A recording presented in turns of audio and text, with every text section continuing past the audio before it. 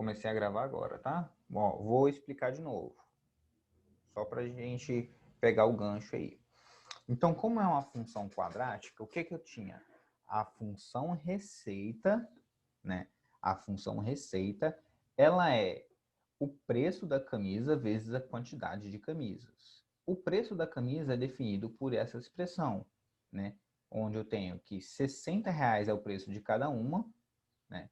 E a cada desconto de R$ 2, ou seja, a cada desconto aqui de R$ 2, eu tenho um aumento de 3 em número de clientes. Então, ó, se eu tinha 30 camisas que eu vendia, vai ficar 30 mais 3x. Quando eu faço a receita, vai ficar a multiplicação dos dois. Ou seja, fiz a multiplicação dos dois, achei a minha equação. Essa é a minha equação, certo? Se essa é a minha equação, eu consigo achar meu x-vértice. Meu x-vértice vai me dar o quê? Eu dei 10 descontos de R$ 2. E se fosse negativo, Juan, se fosse negativo, significava que você tinha dado um aumento no preço da camisa, tá? Então teria dado um aumento de R$ 10. Aí você vai achar que, já que seu x ele é esse valor, você substitui aqui nessa função n, né? Por que nessa função n? Porque nessa função n que te dá o número de camisas e você vai achar aí quantas camisas tem no total, beleza?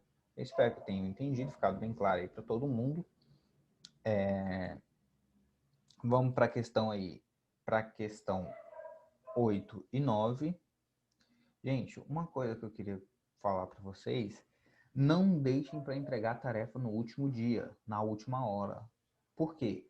Aconteceu algum imprevisto, internet caiu, aconteceu alguma coisa, gente, o que vai acontecer? Vocês vão perder a nota total.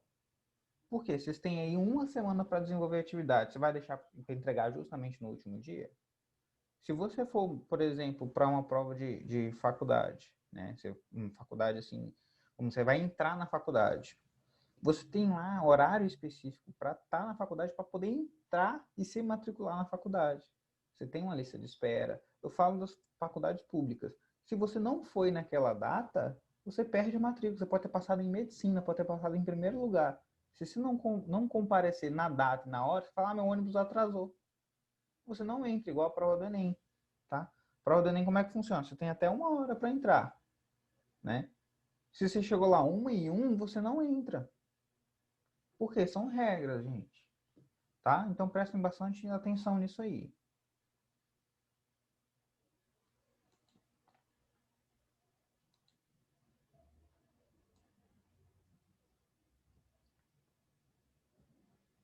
Próxima questão, ele fala assim, ó, questão 8.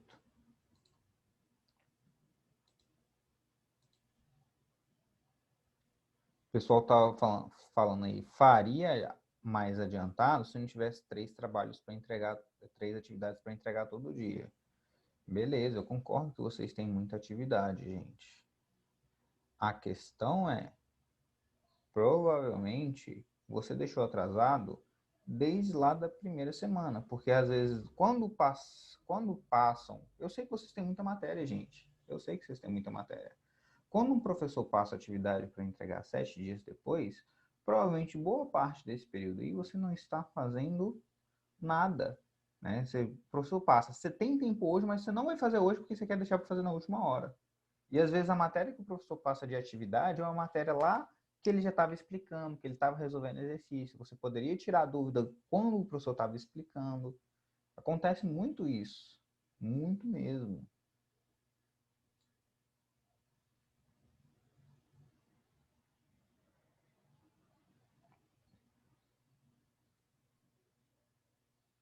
Tá?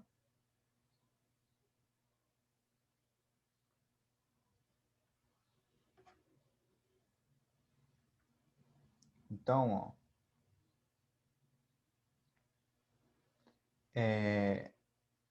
se vocês estão deixando acumular aí, é falta de organização, tá, gente? Eu sei que nesse momento tá difícil, mas a gente já reduziu o número de tarefas, né?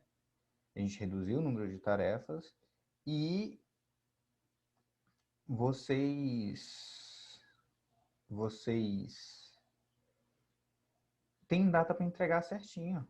Antes eu pedia 5 questões por dia, gente. Porque tinha que entregar 100 questões no final do mês, hoje eu peço 5 por semana. Então, eu acho que não tem desculpa aí, no meu ponto de vista, na minha opinião,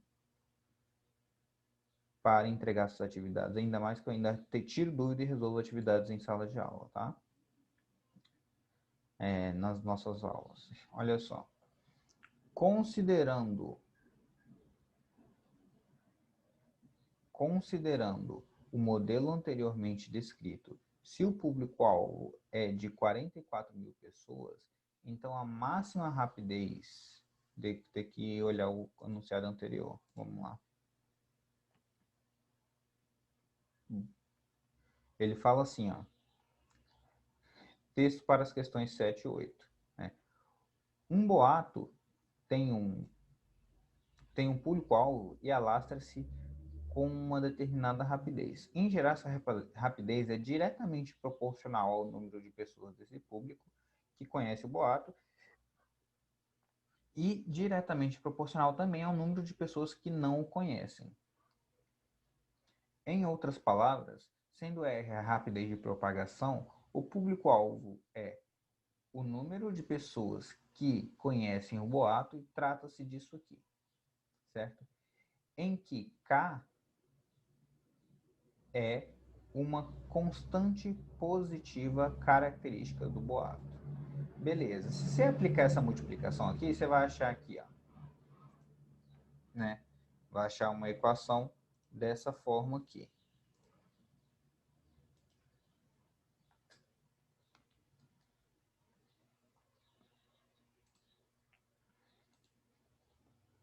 KXP menos KX quadrado. É mais ou menos isso aqui que eu tenho na equação, certo? Beleza, se eu tenho isso aqui, né, eu tenho uma função quadrática em função de x, onde x é o quê? É o número de pessoas que conhecem o boato. Beleza, vamos continuar aqui a nossa resolução. Aí ele fala que, já que é uma função quadrática, a única que pode ser aqui seria que o x está positivo, o kx está negativo, né? A parte que está x quadrado está negativa, porque o k é uma constante positiva. Logo, eu teria só essa alternativa é possível, né? E ele fala assim, ó, considerando no boato, né? Entendi, não. Não entendeu? Vamos lá. O que eu fiz nessa questão? Eu apliquei essa multiplicação aqui, essa distributiva. Certo? Então, vamos entender essa distributiva. Se é uma distributiva, não vai formar uma função quadrática? Não é? Deixa eu fazer na folha ali, que eu acho que vai ficar mais claro.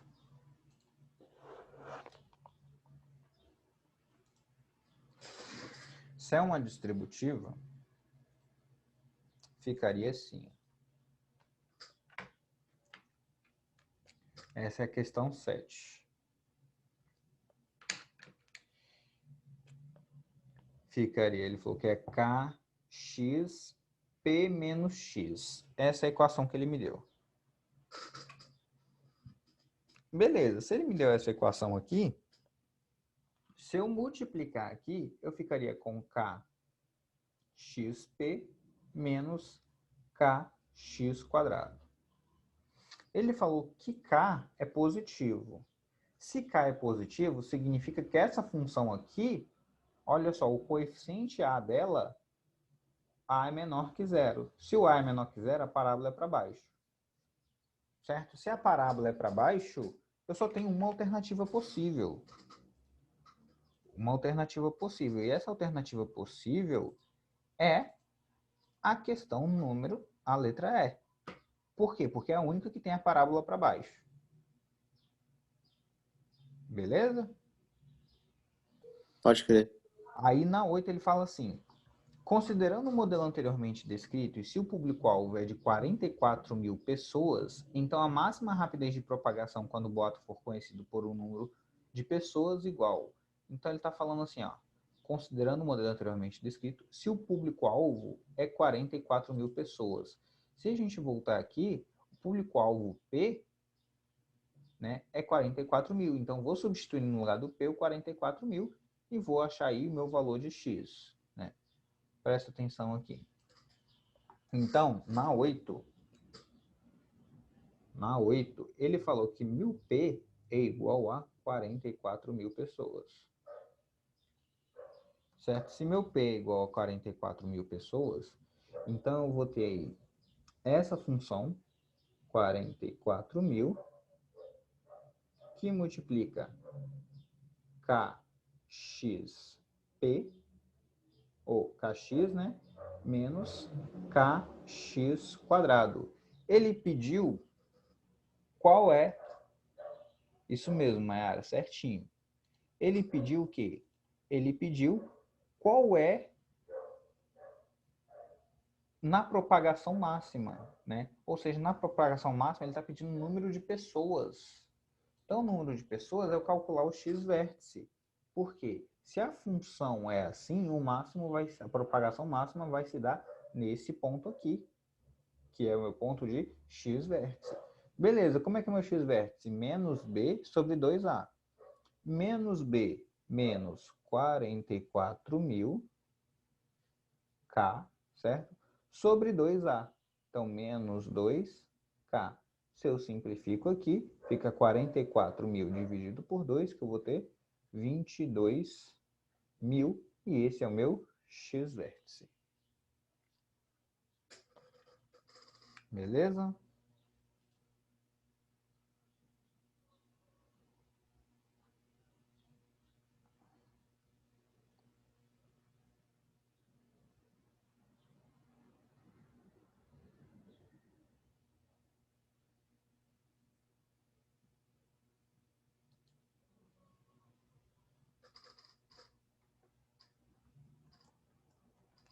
Beleza, galera? Tudo ok aí?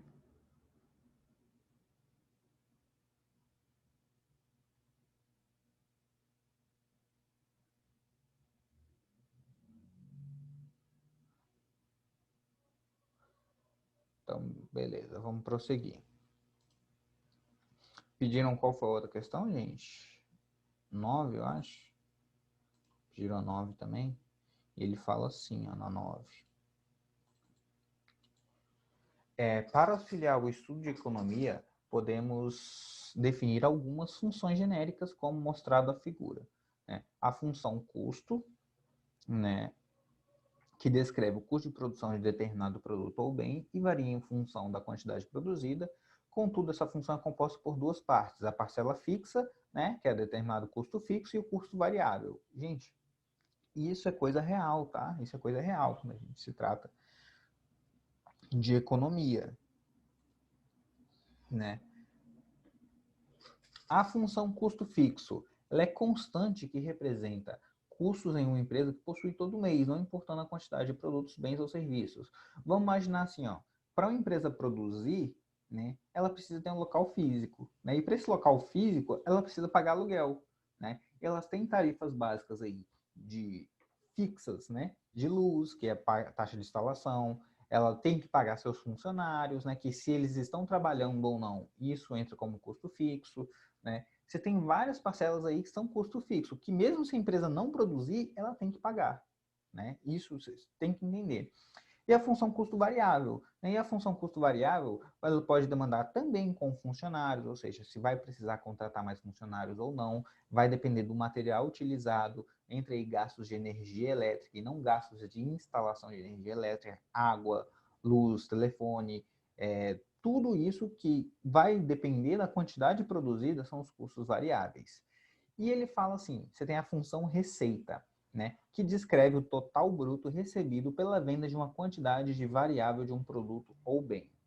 Né? A função receita descreve aí o bruto de tudo que você vendeu. E a função lucro é a diferença entre a função receita e a função custo. Né?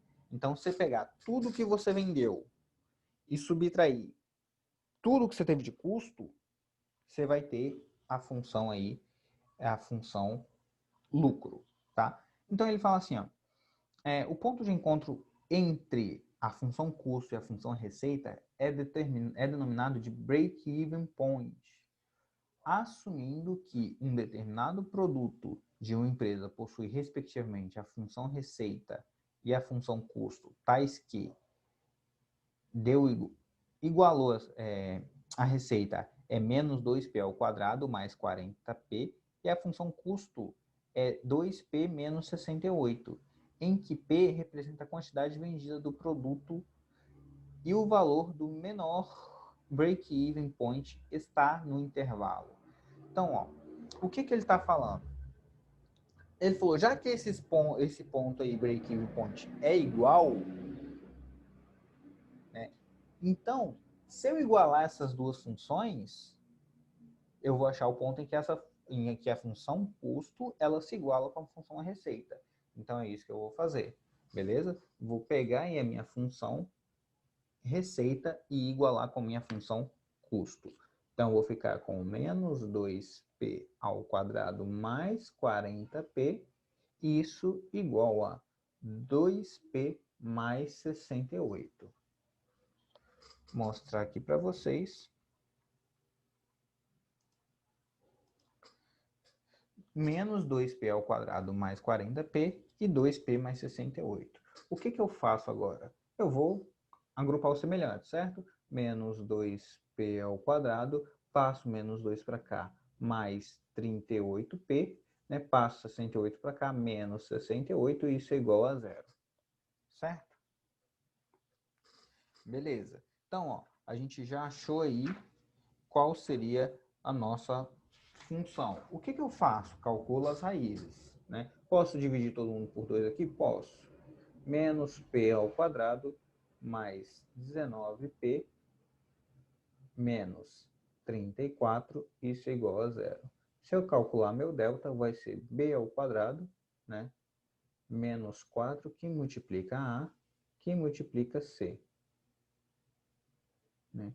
Vou calcular aqui minha raiz, 19 ao quadrado, se eu não me engano, dá 361, menos 4 que multiplica 34, 68 dá 136, se eu não me engano. 136, negativo multiplica aqui, ficaria positivo, então vai ficar negativo no total, 136. O meu delta vai ser 361 menos 136, que vai dar 225. Né? Calculando o meu valor de x aqui, meu x vai ser menos b, ou seja, menos 19, mais ou menos raiz quadrada de 225, que vai me dar 15,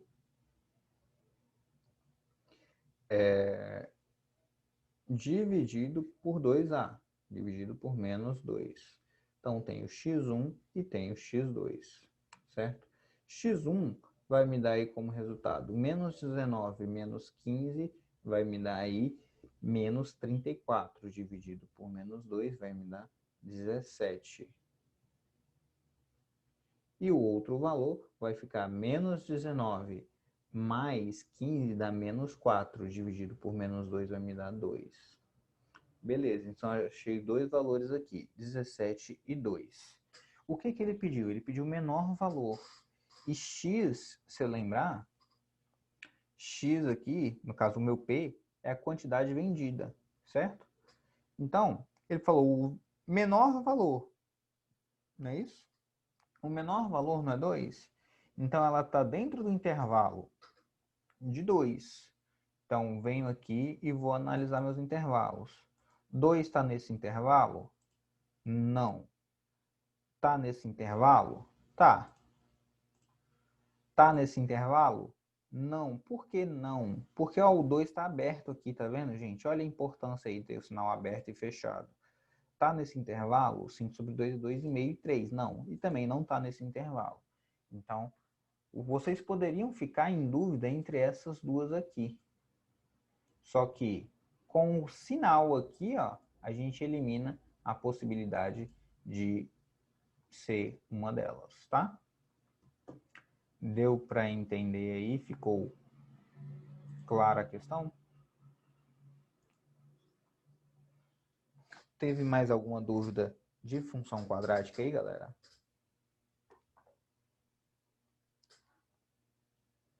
Teve mais alguma dúvida de função quadrática que eu possa ajudar vocês?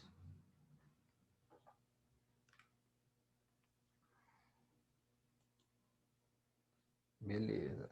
Gente, eu recomendo muito, muito, muito que vocês continuem fazendo exercício. A gente não faz só aquilo que eu estou pedindo, não. Tá? O que eu estou pedindo é muito pouco. Vocês têm que se preparar para os vestibulares seriados, eu digo assim, com muita preocupação, sabe? Por quê? Porque muita gente não vai se dedicar o suficiente. Ano que vem, vão vir os vestibulares seriados com a matéria do primeiro ano.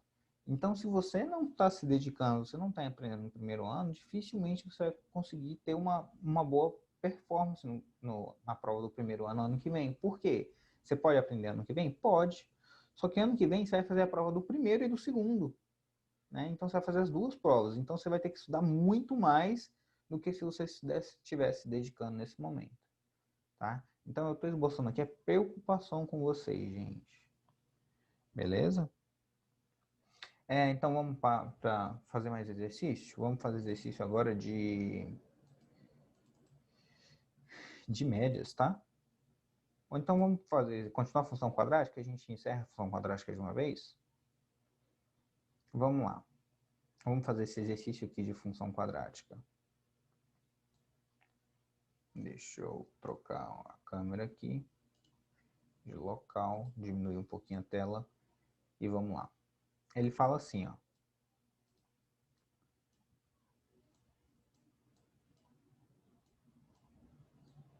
Ele fala aqui, um projétil lançado obliquamente no chão descreve uma trajetória parabólica e, se desprezada a resistência do ar, o canhão em um ponto O pode executar disparos oblíquos que dependem da inclinação do tiro. Como mostrado na figura, a curva que envolve todas as parábolas no plano no plano do desenho, curiosamente, também é uma parábola, conhecida pelos físicos como parábola de segurança. Esse nome deve-se ao fato de que os pontos dessa parábola e os internos a ela podem ser atingidos por algum disparo de inclinação alfa, ou seja, a partir daquele ponto não vai ser atingido pelo disparo. Deixa eu só perguntar, alguém fez essa questão 11 aí? Que eu só pedi de 1 a 5 e de 6 a 10. Não pedi a questão 11. Então, se fizeram, eu ficaria muito feliz aí que vocês estão se dedicando mais, tá? Ótimo. Se teve dúvida, melhor ainda, gente. Não fiquem presos naquilo que eu tô passando, tá? Vamos ver agora, tá? Vamos fazer aí questão 11. Então, eu vou dar um tempinho para vocês fazerem, só vou terminar de ler. Sabendo que os pontos em que a parábola de segurança toca o solo distam 80 metros do canhão e que o ponto mais alto dessa curva está em 64 metros do solo, a equação dessa parábola para o sistema de eixos indicados a gente pode usar aqui, gente, a forma fatorada da equação de segundo grau, tá? Só lembrando, para quem não lembra da forma fatorada, volta aí no livro e tenta fazer. Vou dar um pause aqui. Então, ó, nessa questão, eu preciso identificar isso aqui como uma parábola, certo? Olha só, eixo Y e eixo X. Olha como é simples eu observar isso. Significa que uma raiz é 80, a outra raiz é menos 80. Beleza, se uma raiz é 80 e uma outra raiz é menos 80, eu tenho o meu valor de C aqui, ó, que é 64. Né? Então, a forma fatorada da expressão me daria exatamente isso aqui, ó. X menos 80, que é uma raiz, x mais 80, que é outra raiz. Isso que multiplica o valor de A, certo? Então, A que multiplica isso é igual a minha f de x, a minha função y. Tá? Y é isso aqui. Beleza. Então, eu já elimino algumas alternativas, né? Então, eu já elimino algumas alternativas. Eu elimino essa aqui, talvez, né? Vamos ver por que talvez. Se eu multiplicasse aqui, ó, multiplicar aqui, multiplicar aqui, multiplicar aqui e multiplicar. Na verdade, deixa eu refazer essa multiplicação que eu acho que vai ficar melhor. Se eu aplicasse só a distributiva entre esses dois parênteses aqui, ó, ficaria x ao quadrado mais 80x menos 80x menos 64.000, certo?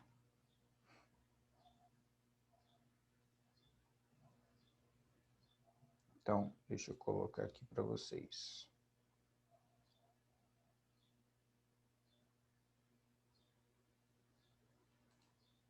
Olha só. Então, ficaria A que multiplica x ao quadrado, né, mais 80x, que foi a multiplicação que eu fiz primeiro, 80x menos 80x, eu ia ver que isso é um produto notável, né, gente? Não vou copiar aqui porque a gente lembra, menos 64.000. Beleza. Por quê? 8 vezes 8 dá 64, com 2 zeros dá 64.000. Só que eu tenho que saber que o meu valor de A, ele é o quê? Ele como eu posso dizer? Vamos multiplicar aqui, ó, aplicar a distributiva do A. Ficaria AX quadrado mais 64.000A. E isso é igual ao meu Y. Tá vendo isso aqui, ó? Esse aqui não é meu valor de C? Isso aqui, ó, é meu valor de C. E eu sei que o meu valor de C Não tem é que dar 64. menos 6.400, não, Juan? Isso. É menos 6.400. Obrigado.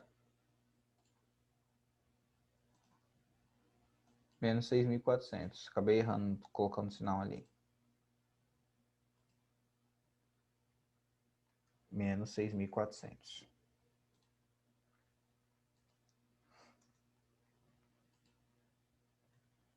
Beleza. Só que esse menos 6.400, A, ele tem que ser igual a quanto? A 64.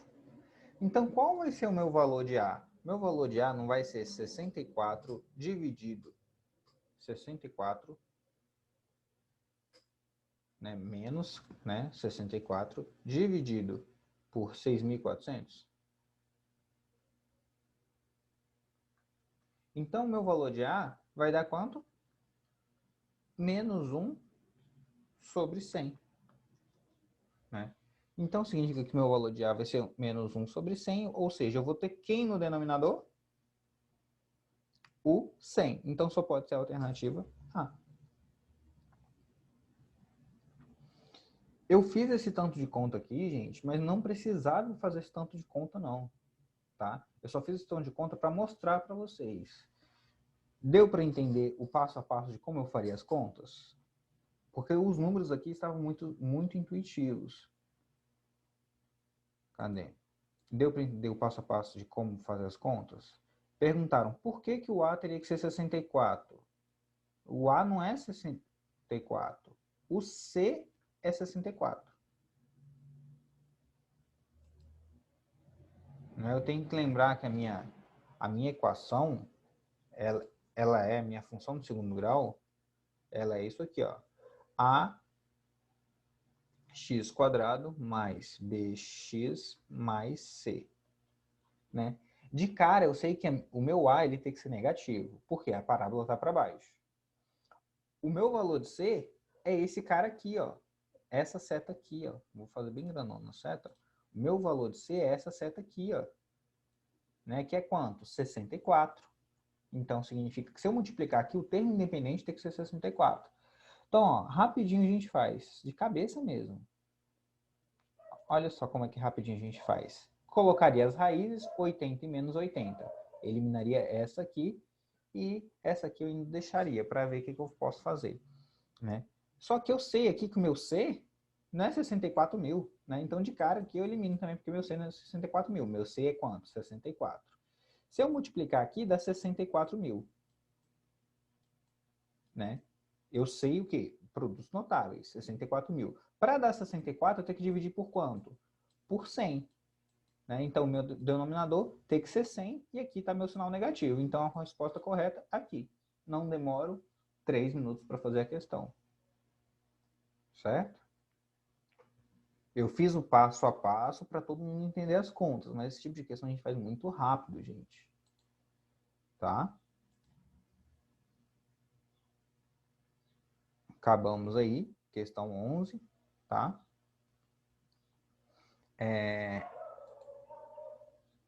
Entendeu o porquê de ser 64? A galera aí estava perguntando.